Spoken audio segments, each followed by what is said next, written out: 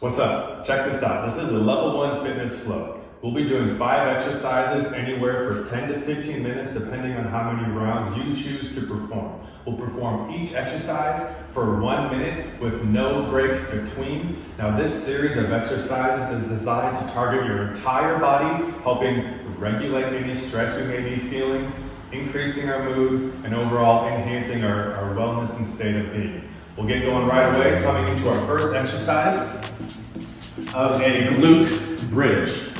So walk your shoulders underneath you, press your heels into the ground, extend your hips towards the sky, squeezing your glutes, bringing your butt back down. Now, this is a level 1 fitness flow, so we're not necessarily trying to destroy ourselves or go balls to the wall, maximal effort. What we are prioritizing in this series of exercises is learning to feel and target the appropriate muscles. So as we extend our hips, we're squeezing our glutes, increasing our strength in our butt and our hamstrings. Grabbing the ground, I always recommend training bare feet to add some proprioception, some kinesthetic awareness to our feet so we can have strong ankles, knees, and hips if we have strong feet. I'm driving my arms into the earth, driving my shoulders into the ground to create this nice extension pattern as I strengthen the muscles on the back side of the body. Good, that's 1 minute. Moving right into our second exercise of dead bugs. Staying on the ground, keep the shoulder blades underneath you, press low back into the ground, lengthen through the neck, make some gentle fists with your hands as you pull shoulders into the body, point the toes back, pull the knees into the chest. Take an inhale, and exhale, straighten out left leg, straighten out right leg, squeeze through the core, bring it back to center. Breathe in, switch sides, exhale, extend the right leg, extend the left arm behind you, bring it back to center. And we breathe in, squeezing through the core, exhale, inhaling, and exhaling. So we're not doing a mountain climb, we're trying to go super fast here. We're just working on this alternating pattern. Opposite arm, opposite leg, squeezing through the belly, helping create this nice cross-body facilitation of right to left and left to right. Great job. That's 1 minute right there. Turning it over into a push-up. Now for a push-up, we make the hands as big as we can, like we're palming a basketball. Press the earth away, and we'll begin this first round on our knees. So from a kneeling position, tuck the hips forward so we don't have our hips sticking out behind us, and lean over the fingertips like you're looking over the edge of the cliff. We pull the shoulders away from the ears, squeezing through the core, and we lower it down in control. Now, what we want to prioritize as we do this exercise is controlling and not allowing our shoulders to dump up by the ears. So pull those shoulder blades down, away from the ears.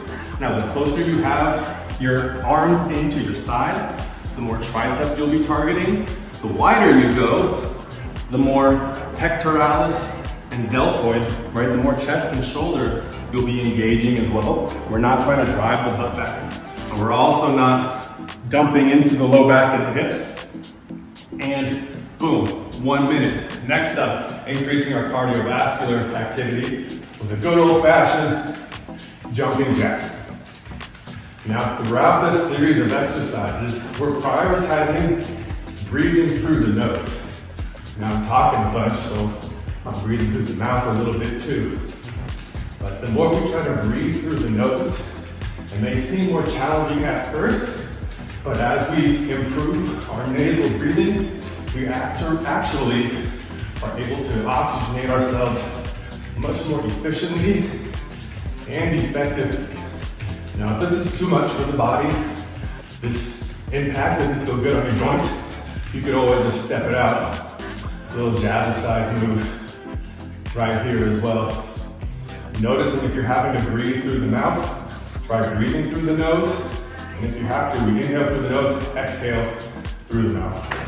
1 minute right there. Fifth exercise in the series, coming into a wall sit.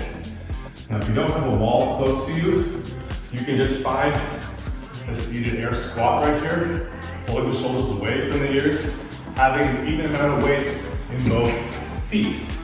If you do have a wall close to you, Right, be gentle with your hands. We're not forcing ourselves here. And on a scale of 0 to 10, 10 being hardest wall sit you've ever done, don't go past like a 6 or a 7.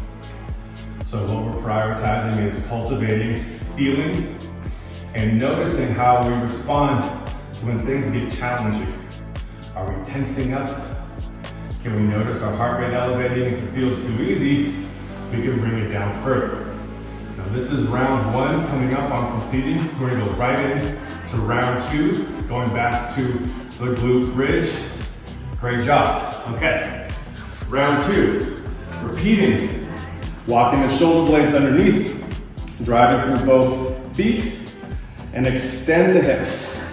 Sometimes if our low back is feeling a little cranky and our low back is wanting to kick in, you can take your hands to your glutes to help provide some kinesthetic awareness and some activation just to make sure those muscles are online.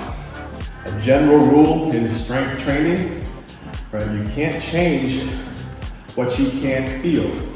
And so wherever you're feeling it, that's where the action is. So if you're feeling it in your low back, perhaps try tucking your hips underneath you more, lifting up, slowing down, coming down slow.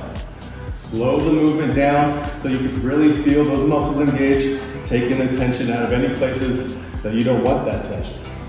1 minute, staying on our back.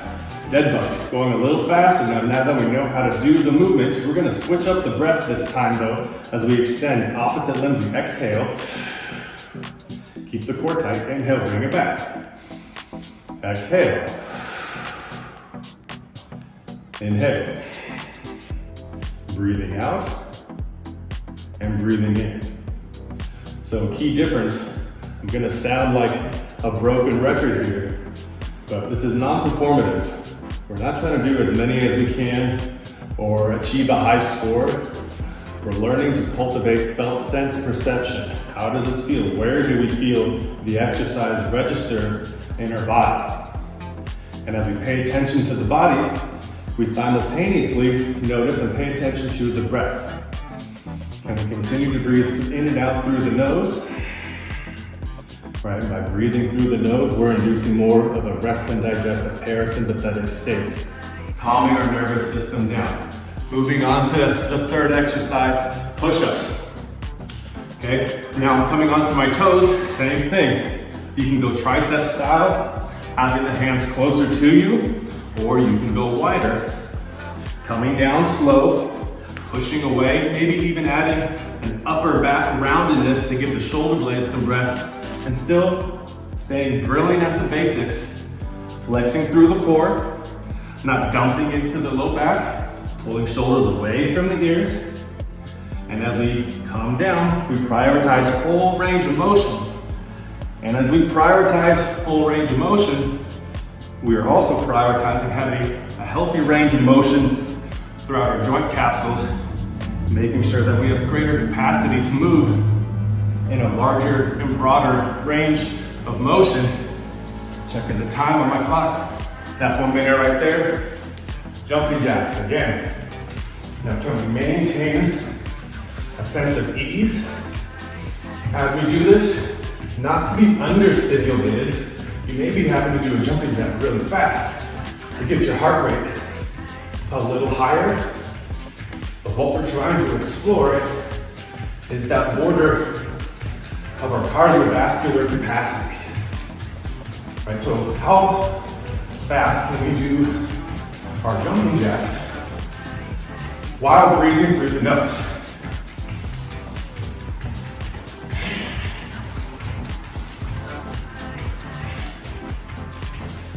So we continue to just notice how this feels, how our breath is registering as the blood is pumping throughout our entire body. 3, 2, and 1. Wall sit. Coming into the 5th exercise. Now, if we push the majority of our weight into our toes, we will instantly feel our quads get fired up. You can walk your feet a little bit further away from you and try to transition some of your weight into your heels Take the tension out of the knees, and as you energetically try to pull your heels back towards the wall, you'll feel your hamstrings register, and you can begin to get some support with not just the quads, but the hamstrings and muscles on the back of the thighs as well. Noticing the breath, and as opposed to running away from the tension, can we embrace it? Acknowledge it, not run away. Just developing your capacity to feel. That's round 2, great job. Third and final round, glute bridge. Lying on your back, walk the shoulder blades away from you, extend through the hips and squeeze the glutes. You may notice as you do this, again, driving through the heels is going to promote more post-chain development. Pushing through the toes is going to help engage the muscles on the front side of the body. So you can just see how it feels. If you lift your heels, what does that do to the experience? Versus lift the toes, how does that change up the sensation in your legs? And one final modification you can make to add some fun is to add a reach and roll, rolling up and over onto your shoulder and ear, and bringing the hand back, switching sides. All right, if this is your first time doing this video, maybe you add this every single round next time you do it. Awesome job, dead bugs. Press low back into the ground. Switching sides, exhale. Inhale back. You may even, per round, just do 1 or 2 per side, really focusing on pressing the heel away, making a tight fist, noticing if the shoulder's coming up by the ear, sucking that shoulder back into socket, bringing it back in control. And if you find yourself with your chin pointed towards the sky, it's an indication for you to lengthen through the neck, pack the chin, squeeze the belly, bring it back. Now I'm pulling my toes back as much as I can as I do this exercise. And what that's going to do is help engage all the muscles that connect from the big toe all the way up into the hip flexor and the core. I'm using that fascial connection to help integrate from our feet through the core. Nice work. Round 3 of push-ups. Pulling shoulders away from the ears, leaning just over the fingertips, squeezing through the core, rounding the upper back at the top. And again, maybe if this is too much now, by round 3, we drop back to the knees, focusing on the eccentric. Maybe we can't push up, we worm ourselves back up. Pull the shoulders away, come down slow, worming yourself up, doing whatever you need to do, right, to perform the exercise in a safe and effective manner. If we're pushing ourselves past the pain point, and now we're stressing ourselves out more, as opposed to regulate and mitigate the stress response in our body. 10 more seconds.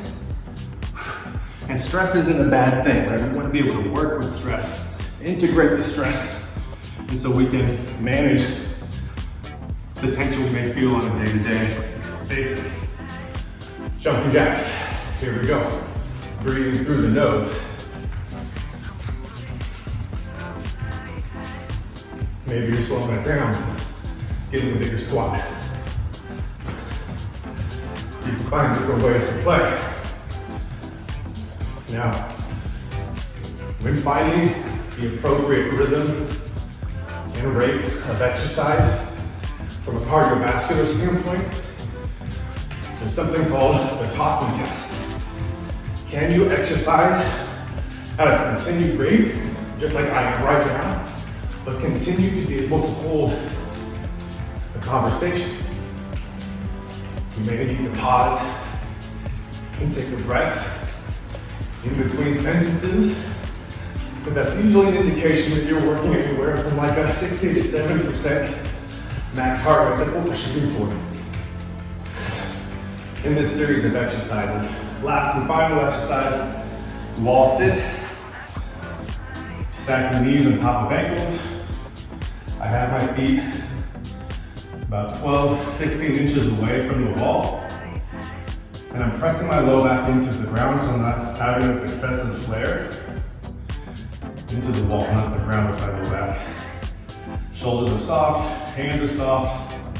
If I want to intensify, I can take arms overhead. I can drop down lower.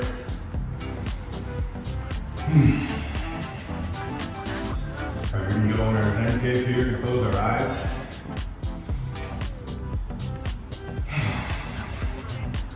Now this 5 exercise, 3-round series started to build up a little sweat in me. I hope it did for you too. And voila. 1 minute, standing up, shaking it out. Great job. See you soon.